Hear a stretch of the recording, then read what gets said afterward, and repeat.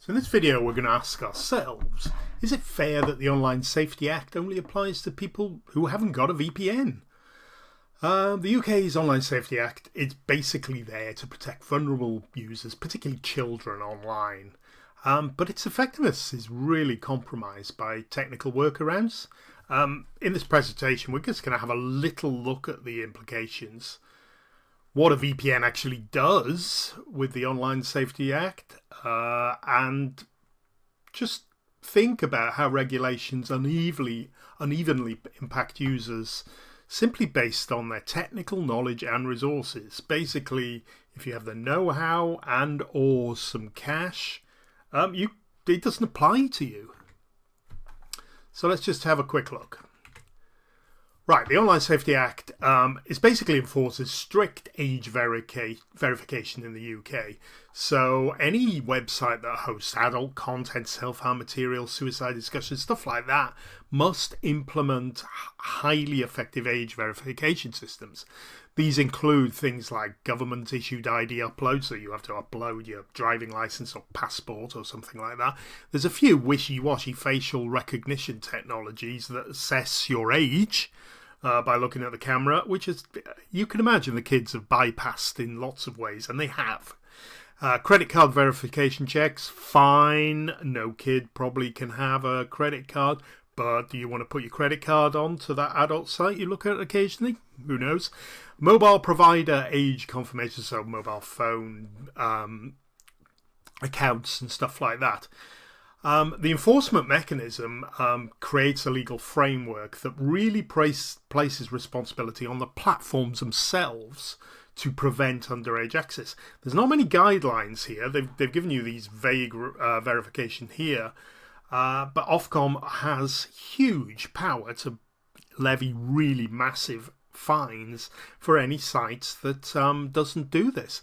Now beware, I mean, it's very obvious to have something like an adult porn site and a age verification on that, but there are hundreds of thousands of sites that have user content where people can post videos or pictures or write documents or all sorts of things and say on these sites. Sites are also responsible for that, any content that is uploaded by the users. And that's a big issue. Okay, so VPNs. So now we've talked about VPNs. It's an unintended loophole, even though everybody and their dog knew that this would happen. For anything implemented like this would be irrelevant if you had a VPN, and that's simply the case. So VPNs create this digital divide. They mask your user location by routing traffic through servers in other countries. It's not hard to do. UK users then appear to be browsing from France or Cyprus or Turkey or wherever you happen to pick the VPN. Therefore, the websites don't trigger all this UK specific age verification. So the adult sites just let you in. All these sites don't block you because they think you're not in the UK. It creates a two-tier internet. It's basically some people are restricted and some aren't. And I can assure you that most young people are well aware of VPNs. Most have them already, in fact. And they don't cost much. They're a few pennies in some cases, and there are even free VPNs. But these do create a lot of risks for people because the free VPNs have a tendency to use your data, install things on your computers and stuff like that. So you're kind of forcing people down these. Right. Let's give an example here. Let's have a look at a couple of sites now. Let's have a look at this site. Yeah, so this is just like a graphics site. Don't think there's anything particularly bad on it. Sort of AI generated art, I think. There's a few risky pictures, risque pictures, I should say. But this is what happens. Access restricted for UK visitors. They've basically decided, you're from the UK, bugger off. I can't be bothered with the hassle. I don't want the fines, so they just block you. If you read all that, it's quite a common message, this. If you see some sites have decided, well, with a lot of UK users, this is an online gaming site.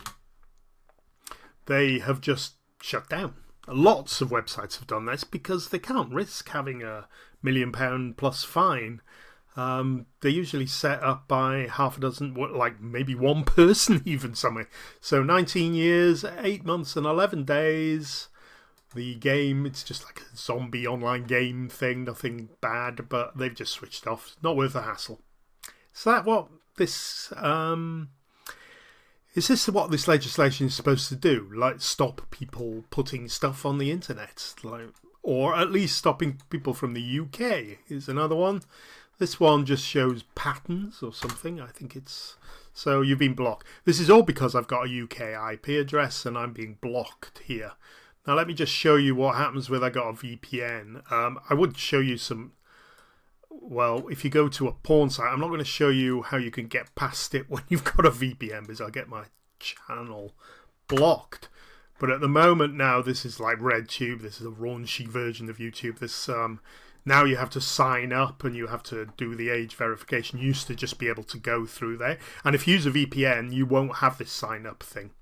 Okay, let me just show you the VPN I use. It's called NordVPN. There's a discount link in the description below if you want to try it. This is the browser one. You can put it in you can use it from your browser, or there's a more comprehensive one that protects all your email. So here we've got NordVPN, and I'm going to give myself a French VPN because the French are not quite as restrictive as we are. So now I've got a French VPN. Okay, so I've got a connection to a French VPN server.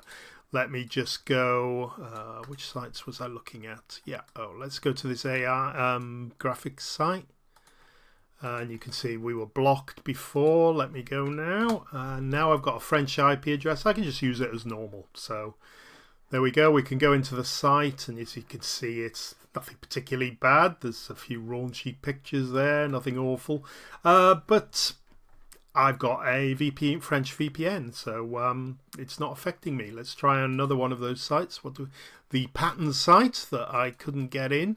There is absolutely nothing that should be blocked on here, but the people just don't want to take the risk. And now I can go in and I can download all those dangerous speed patterns that are on this site. You can see it's not blocked anymore.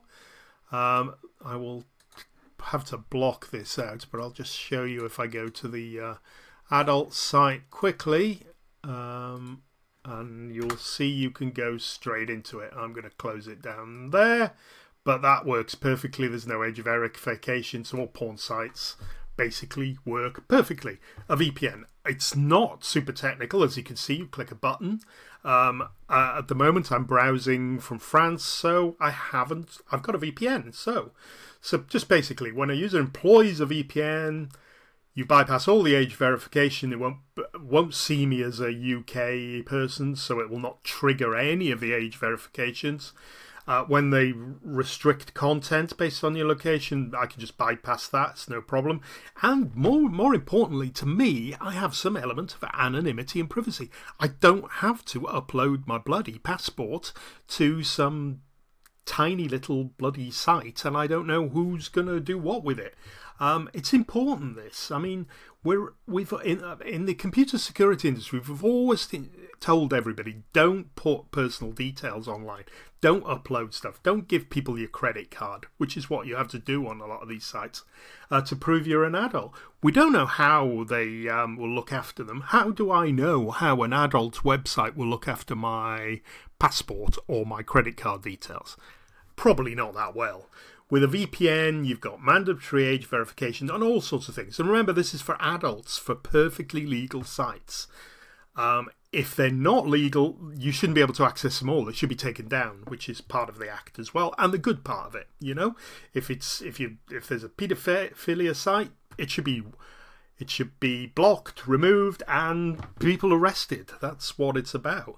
Content restrictions, platforms are legally obligated to prevent underage access. You're putting all the onus on these websites, and it means that only the big guys will be able, the guys we're more worried about, the big social media sites that we're most worried and cause the most harm, are the only ones who can do this. And as well, your online activity is now directly under the regulatory oversight of Ofcom if you haven't got a VPN. Why would you not get a VPN? Everybody will get one because they don't want this sort of intrusion in their lives. And that's basically it, really. I won't go on. This dichotomy highlights a critical challenge for the Online Safety Act. Its effectiveness in protecting vulnerable users is significantly limited, or basically zero, with anyone from the means and knowledge to circumvent its measures, raising huge questions about how fair and equitable this online safety is. If you say anything against this act, and an MP will say, oh, well, don't you want to protect your children, or don't you want to protect young adults, or things like that, and it's completely missing the point, because it doesn't protect it. All the young adults and young children who want to access site will just use a VPN. And maybe it'll stop a few young children stumbling onto a porn site occasionally, but it probably will mean they'll end up stumbling onto a porn site that doesn't care about UK legislation. And that's the problem. Okay, well, I'm going to finish now. So if you want to try a VPN, there's a VPN link. The one I've used, NordVPN, is really good. And there's a discount link in the description below, so you can try it out there. And hopefully we'll see some changes to the Online Safety Act in the near future. Okay, thanks for watching. Bye for now.